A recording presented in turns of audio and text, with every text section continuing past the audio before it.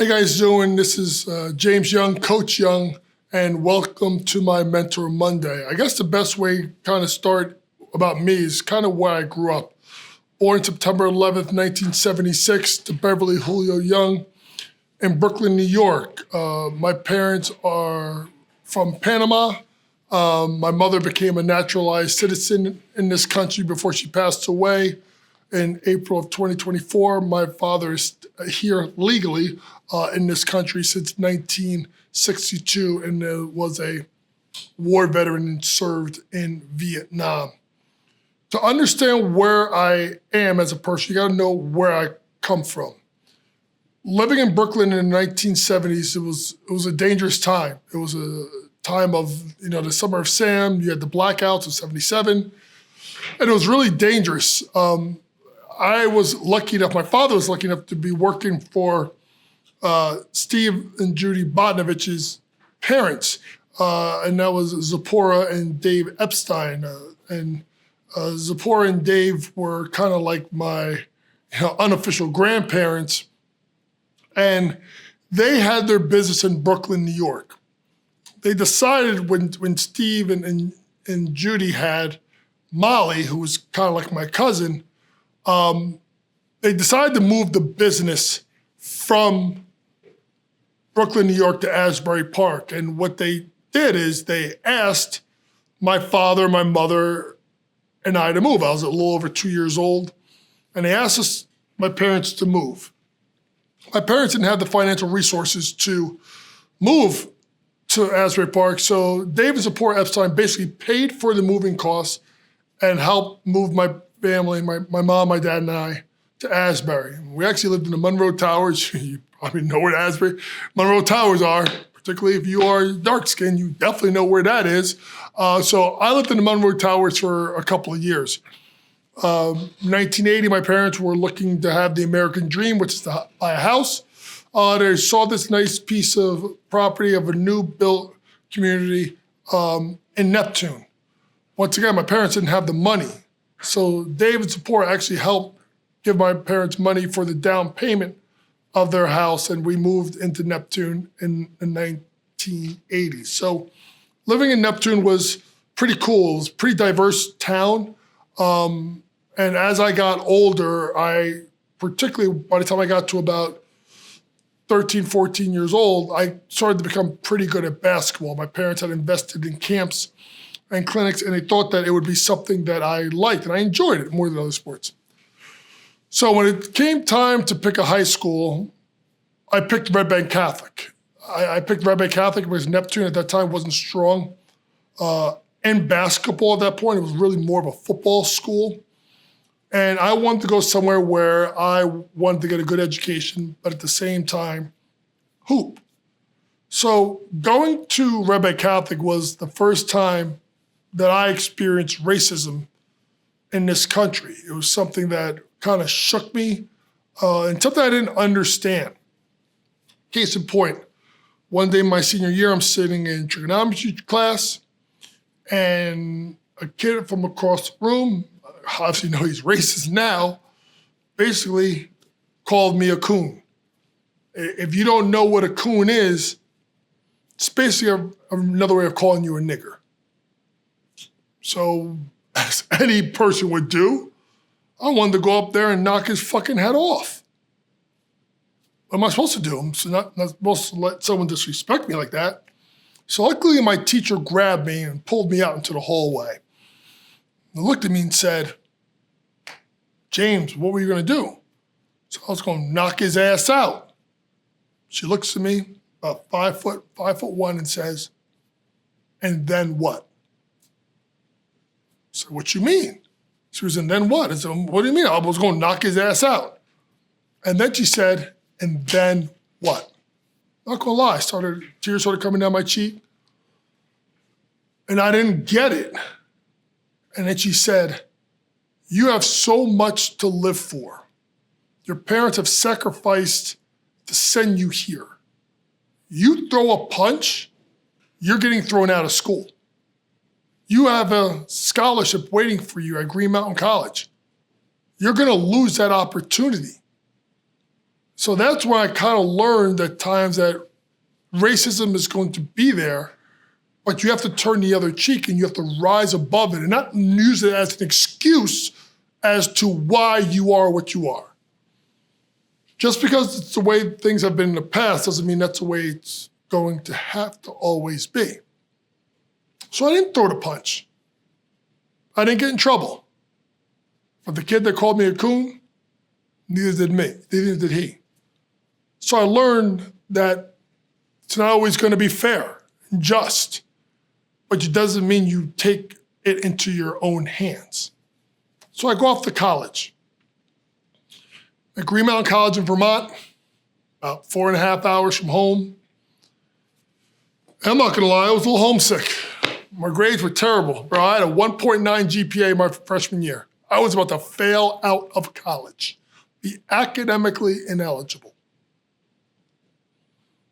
And there were things I did that I'm not really proud of.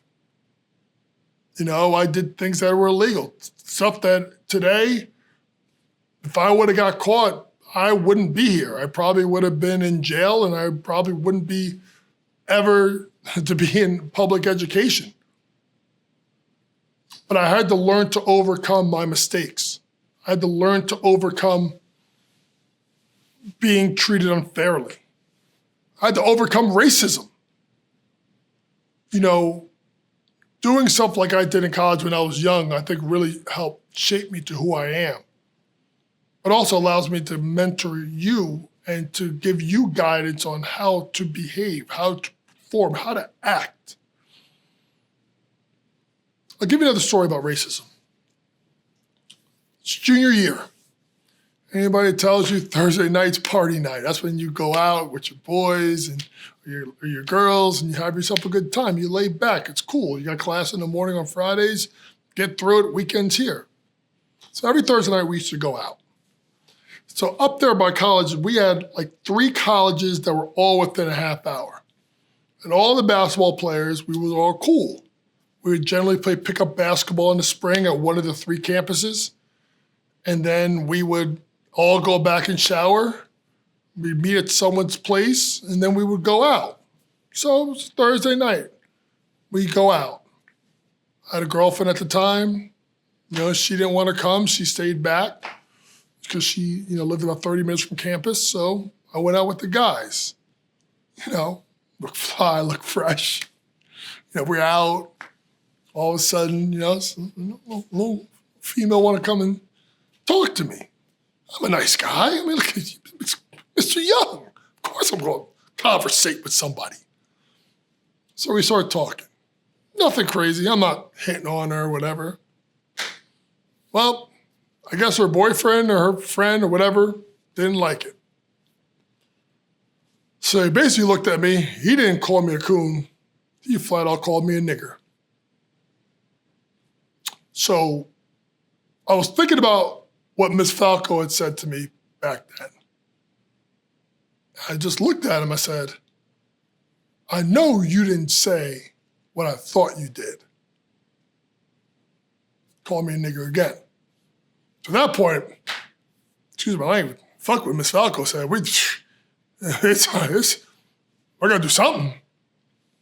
Clench my fist as hard as I can. I get ready to knock this dude into the middle of next week. My teammate, Rich, Brooklyn, ghetto. It's like, yo, chill. Yo, don't hit him. Like, what? I'll do it. 2-piece, over the table, here we go. Here comes the race fight in the middle of upstate New York. People from all over the place.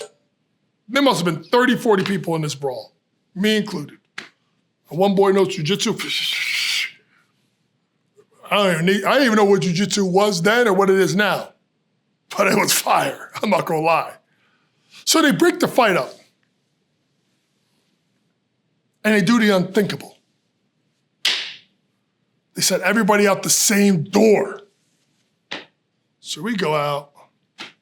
They bring all them out. They bring us out next. And this one guy goes, that's him. Not pointing to me, of course. That's him. He threw a beer bottle at me. Saw my man D-Rock from Roxbury. Boom!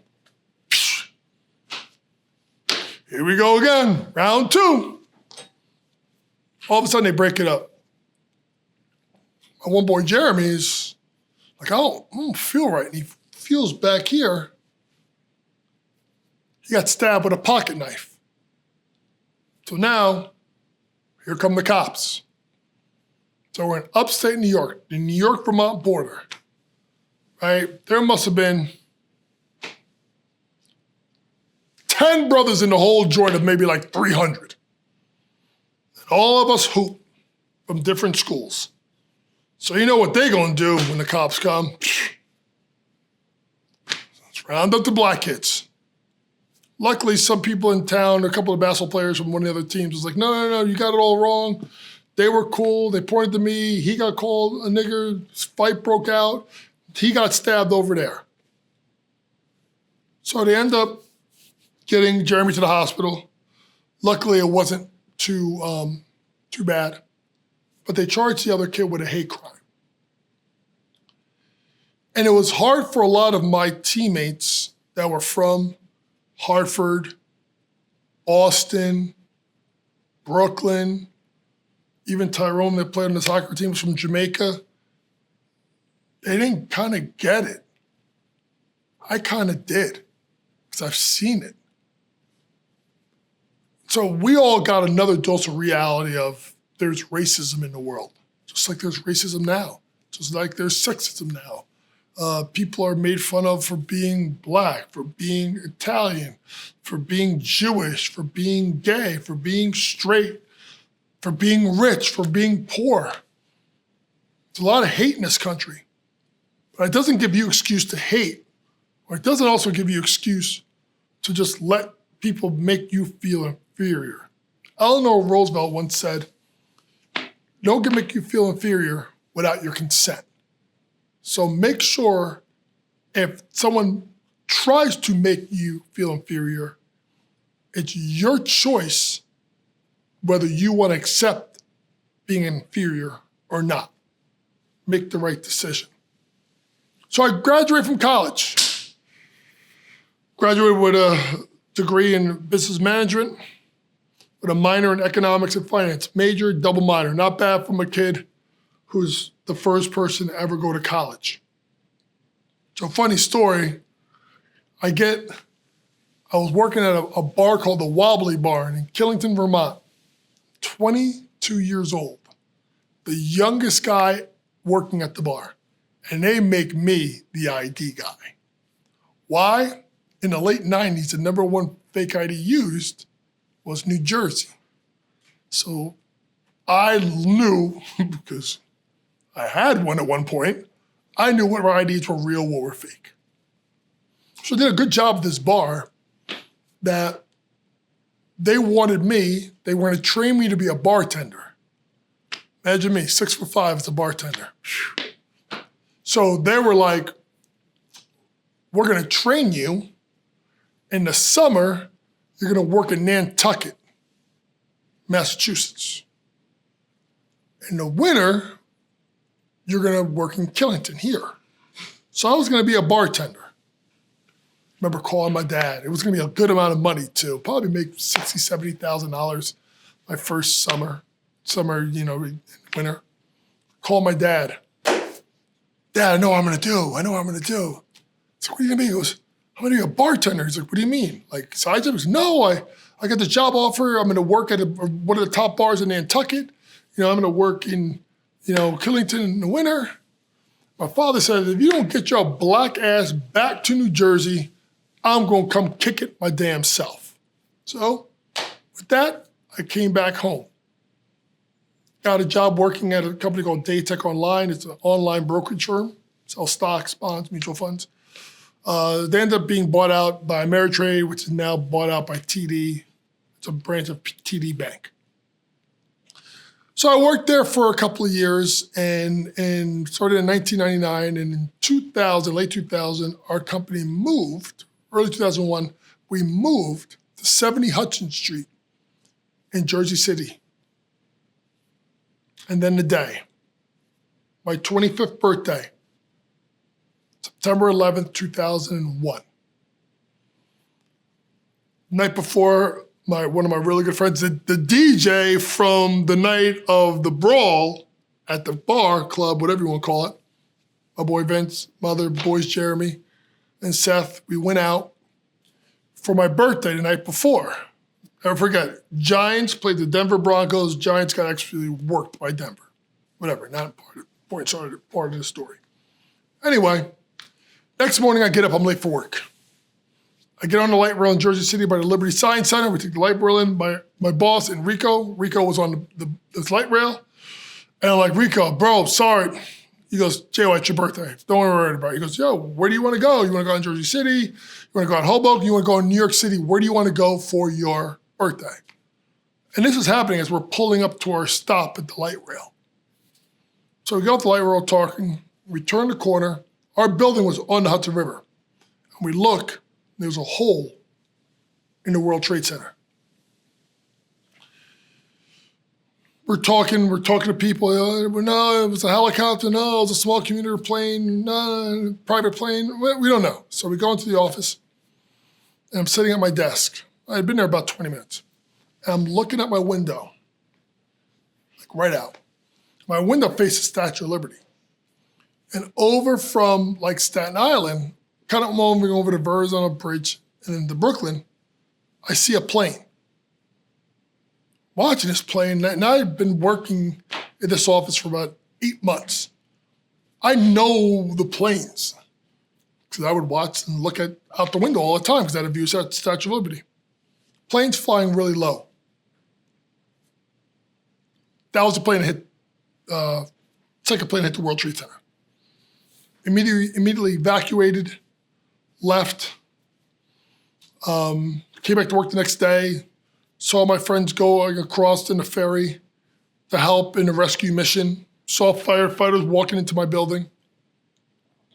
And I realized that I wasn't happy. Like I was making good money, but I wasn't happy with my life. I think it's important. And when you think about your career, think about like your general happiness, because I think that's, most important. So anyway, my firm gets bought out in 2002. I'm sitting home collecting severance and unemployment. Thank you, President Bush. And I end up substituting at, out of all schools, Red Bank Catholic High School. I would go on to teach at Red Bank Catholic High School for 6 years until a good friend who I worked with in 1999 and 2000, a guy by the name of Mr. Rusty Todd, you know him as Mr. Todd, our athletic director. His wife was teaching was a SAC at Red Bank Regional. Said there was an opening at RBR. I ended up going to RBR. Met my ex-wife there. Great memories there for 9 years. Basketball coach there. Led the turnaround of that program. Before that, I led the turnaround at Rumson Fairhaven Boys. But I felt like basketball was still a big part of my life, even though I was coaching. I always desired to be a Division I coach. So I applied, and because I became friends with the Monmouth coach, a lady named Jenny Palmatier, in 2017, I left my my well-paying teaching job to take a $25,000 pay cut to be the assistant coach at Monmouth University women's basketball. I've achieved my dream. I have achieved my dream for myself. I achieved my dream for a kid like Albert Martin, who I mentored at RBR. So if you look up the name Albert Martin, died December 3rd, 2012, as he had a heart attack and died on the floor while playing the game he loved, the game of basketball. So I made it. I made it for Albert. I made it for me. I made it for my parents. I made it for everyone that said that I couldn't do it. And I went to work at Monmouth University. 6 months into the job, Jenny gets fired. Oh shit, what am I going to do? Lucky for me, I had a good work ethic. I came highly recommended due to my connections, and not just New Jersey, but the tri-state area as known as a really good basketball trainer and coach, and someone that had the respect of the community. And I ended up not only staying at Monmouth, but getting a raise a couple of times. And within 4 years, I had almost doubled my salary for a team that really wasn't winning. My boss was suspended for the MAC tournament game in 2021, which was a rough year because that was COVID. I had COVID, my ex-wife had COVID, my kids had COVID, 11 out of 12 players on our team had COVID, 2 of the other assistants and our strength coach all got COVID. The only person that didn't get it was one player and our head coach. We missed 6 weeks of action. We had 6 freshmen on the team. We had a horrendous season. We won 2 fucking games. And it culminated with my boss getting suspended before the conference tournament game. And I remember getting a call. We were planning my uncle's funeral.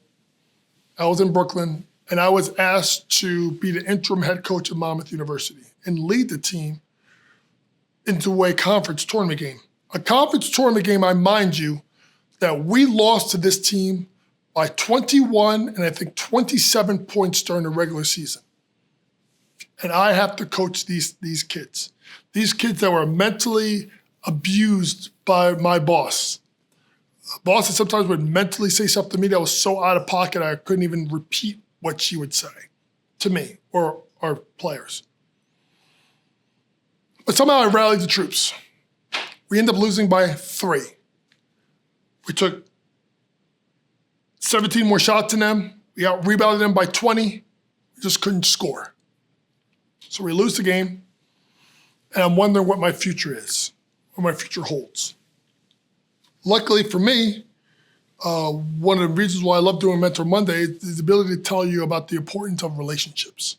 No, I'm not talking about your boyfriend or your girlfriend or your husband and wife, down the line. I'm talking about relationship with people, how you treat people. And I was always the one that would treat everybody well. You see me in the hallways. You and I are the only 2 people in the hallway. You're probably going to see me say hi or good morning or how are you. I may not even have you as a student or not. I may not know you or not. But you never know. You never know who you know, what they're going to have an impact in your life.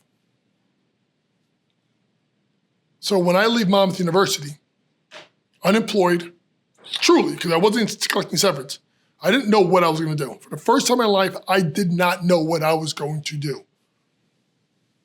I was 44 years old, and I was scared. I was living in a $500,000 house, 2 young kids at that point who were 8 and 6. I didn't know what I was going to do. I shouldn't say 8 and 6. They were 7 and 5. They weren't even their birthdays yet. Luckily, I was good to Rusty Todd, who has been a friend since 1999. Athletic director.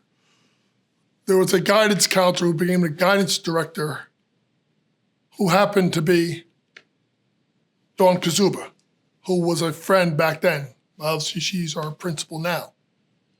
At the time, the principal that hired me at RBR was a man named Dr. Jim Stefankowitz, who was our former superintendent. John Terlesky, Coach Terlesky, was an assistant with me at Rumson Fairhaven. Ryan Pringle was an assistant with me at Rumson Fairhaven. Ryan Coulott, we worked together at Red Bank Regional. Miss Weldon, our superintendent, I've known for over 20 years. Relationships help you. Treat people with respect. That got me into this building. And I'm so happy that I'm here. But it also did something to me, something else happened. I was sitting at home. My sister-in-law said, I want you to call this guy named Lou Mayone. I want you to talk to him because I think he may have something that would work for you. I called Lou Mayone, who happened to be the CEO of a company called Sports Grid. On a whim, Lou Mayone, Mike Cardano, because I was nice to their kids, took a shot with me and allowed me to try and become a basketball analyst for a sports gambling company. I'm their lead basketball analyst. I've covered the NBA Finals, covered the NBA Draft, done the NCAA tournament. I've interviewed people like Michelle Beadle, who has over 1 million followers on Twitter and has become a good friend. I interviewed Fran McCaffrey, the head coach of UPenn that was let go by Iowa, and I was his first public comments when he got let go. Why? Relationships. And if there's something that I could leave with you, more than anything, treat people with respect. Doesn't matter if they're your teacher, your parent, a coworker, or some kid in the back of the class you never have talked to a day in your life. Treat them with respect.